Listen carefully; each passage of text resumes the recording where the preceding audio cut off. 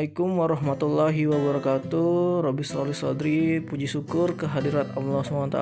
Berkat rahmat dan karunia-Nya kita kembali melaksanakan kegiatan belajar mengajar meskipun dari online ya.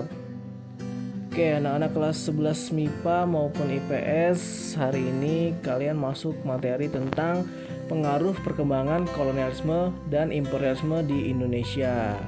Oke, sebelum kita lebih dalam mempelajari apa sih kolonialisme dan imperialisme, kita masuk ke definisinya. Kolonialisme dan imperialisme. Kolonialisme berasal dari kata colony yang artinya petani.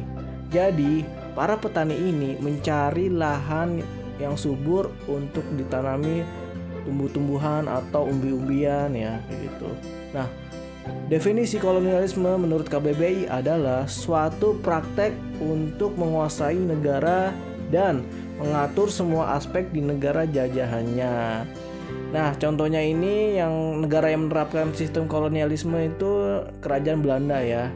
Ketika Kerajaan Belanda masuk ke wilayah Indonesia, dia menerapkan sistem kolonialisme ya.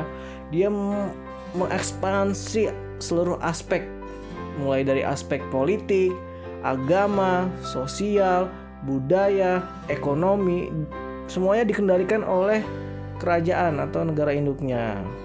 Nah, kalau yang imperialisme berasal dari kata imperar ya, artinya menguasai. Imperialisme menurut KBBI suatu penguasaan wilayah yang dimana negara penjajahan hanya ingin mengambil keuntungan saja di negara jajahannya. Jadi beda ya. Kalau yang imperialisme itu ya negara induk ya, negara penjajah ini hanya ingin mengambil sumber daya alamnya saja ya. Nah, bagaimana untuk sistem aspek politik, budaya, sosial, agama? Nah, itu dibebaskan oleh masyarakat pribumi. Jadi masyarakat pribumi terserah mau yang menjadi tokoh pemimpin siapa, agamanya apa, itu dibebaskan ya. Jadi bisa paham ya antara kolonialisme dan imperialisme. Nah, kita masuk ke bangsa Portugis. Bangsa Portugis datang ke Nusantara dipimpin oleh Alfonso de Albuquerque pada tahun 1511. Dan mereka, bangsa Portugis itu berhasil menaklukkan Kesultanan Malaka dan melakukan monopoli perdagangan. Oke, jadi kalau monopoli perdagangan itu ya dia hanya berfokus untuk perdagangan, hanya satu, perdagangan di wilayah Malaka saja.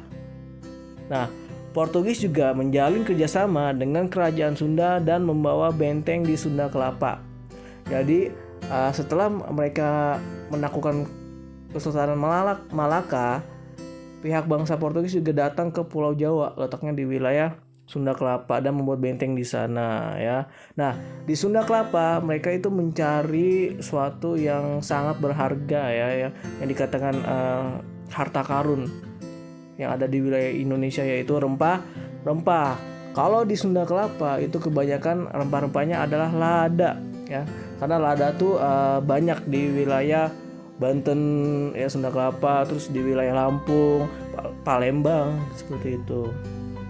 Dan setelah itu bangsa Portugis kurang puas ya, karena hanya cuma mendapatkan lada, dan mereka langsung berlayar lagi ke wilayah Indonesia Timur, letaknya di wilayah Ternate, dan mendapatkan harta karun yang sesungguhnya, yaitu cengkeh dan pala ya.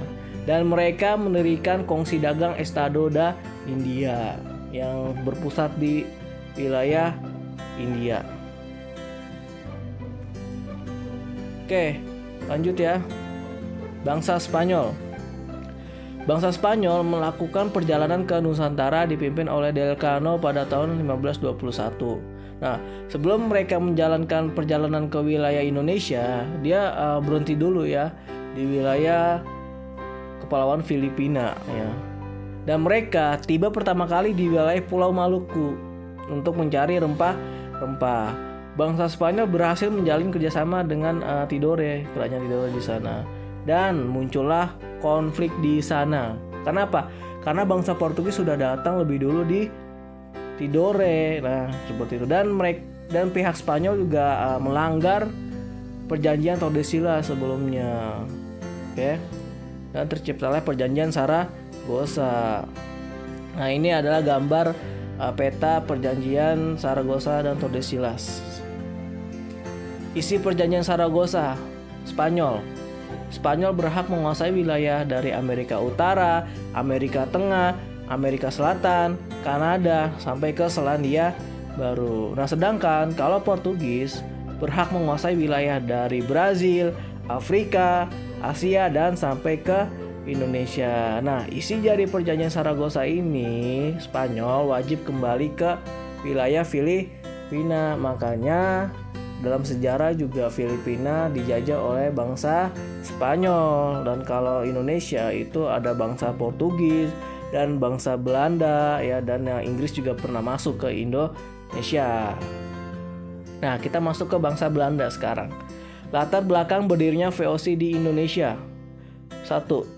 Supaya menghindari persaingan antar pedagang di Belanda. Nah, jadi sebelum dibentuknya Kongsi Dagang VOC, para pedagang-pedagang dari Belanda yang melakukan pelayaran ke Indonesia itu berebutan ya.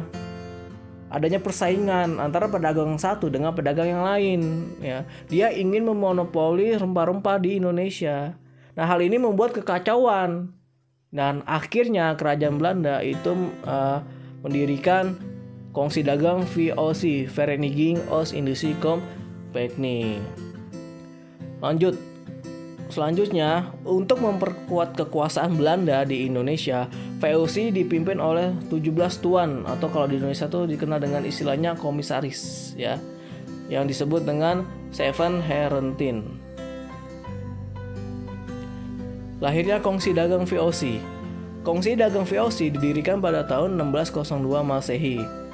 Pendiri Kongsi Dagang VOC adalah Johan van Oldenburg ya. Nah, kantornya itu berada di wilayah Amsterdam. Nah, ini kalau cowok-cowok nih ya pasti kalau dengar nama istilah kota Amsterdam, yaitu pasti klub sepak bola ya, Ajax Amsterdam. Nah, masuk ke hak oktroy. Hak oktroy adalah hak istimewa Belanda di wilayah Indonesia. 1. Hak memerintah negara jajahan. 2. Hak untuk menciptakan uang sendiri. Lalu yang ketiga, hak untuk membentuk suatu basis militer. Dan keempat, hak untuk memonopoli perdagangan. Yang kelima, hak untuk mengangkat dan memberhentikan pegawai VOC. Dan yang terakhir, yang keenam, hak untuk menciptakan pengadilan sendiri. Nah, ini nih yang disebut dengan kolonialisme ya, karena sudah menciptakan uang sendiri ya dalam bidang ekonomi, militer ya, terus juga hukum dan sebagainya. Makanya bisa bedain ya antara kolonialisme dan imperialisme. Nah, kita masuk ke kebijakan VOC di Indonesia. 1. Memonopoli perdagangan, menguasai sektor ekonomi tunggal ya.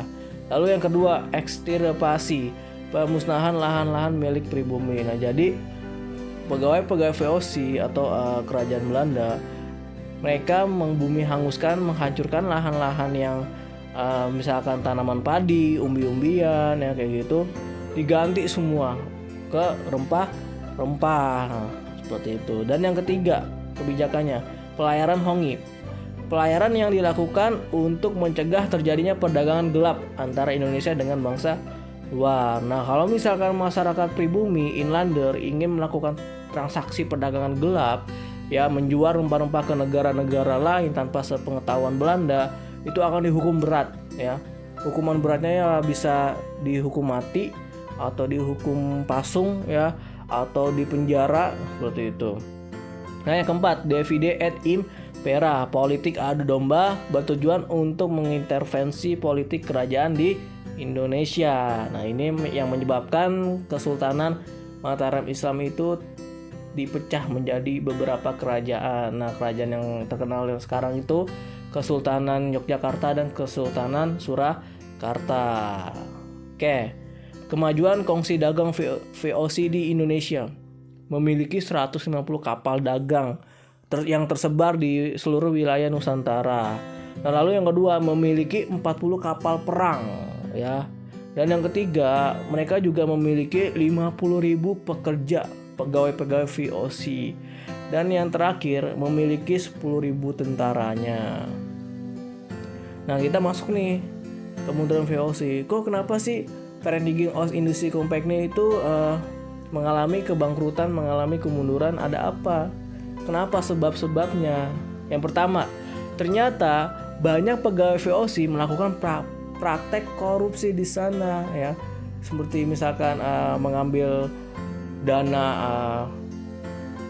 hasil-hasil bumi dari pribumi ya, terus juga memotong kas bendahara, pajaknya juga diperkecil ya. Pokoknya apapun yang mereka lakukan itu pasti tidak jauh dari korupsi, sehingga menyebabkan VOC itu ya kolaps ya akhirnya. Lalu yang kedua, pengeluaran semakin besar dan pendapatan semakin sedikit. Iya, pengeluaran untuk kebutuhan dagang di Indonesia itu membutuhkan uang yang sangat besar, tetapi apa? Pendapatannya hanya sedikit, karena pada abad ke-17 ke-18 itu rempah-rempah sudah mulai turun harganya. Kenapa? Karena rempah-rempah sudah banyak yang melakukan penanaman di luar wilayah ya, negara Indonesia ya, sudah melimpah, nggak kayak dulu ya langka kayak gitu. Sekarang banyak abad ke-17 ke-18 banyak kok tanaman rempah-rempah itu ditanam itu di wilayah Amerika, di wilayah Brazil, di wilayah Filipina, Jepang. Pokoknya sudah banyak yang menanam tanaman itu, sehingga rempah-rempah tidak selangka pada abad ke-15. Oke, kita masuk ke wilayah Inggris. Inggris melakukan penjelajahan samudra pada tahun 1577 dan mereka tiba pertama kali di wilayah Asia, khususnya di negara India ya, Asia Selatan. Mereka juga membentuk kongsi dagang nih ya, jadi untuk bersaing antara kongsi dagang Portugis, Estado da India, kongsi dagang Belanda, VOC, dan sekarang Inggris juga memiliki kongsi dagang yang bernama EAC, East India Company. Nah, setelah menguasai seluruh wilayah India, Inggris berminat untuk berlayar ke wilayah penghasil rempah karena di India tuh ya tidak sebanyak di Indonesia rempah-rempahnya. Dan pada tahun 1579 Inggris berhasil tiba di wilayah timur Indonesia dan menjalin kerjasama dengan kesultanan di sana.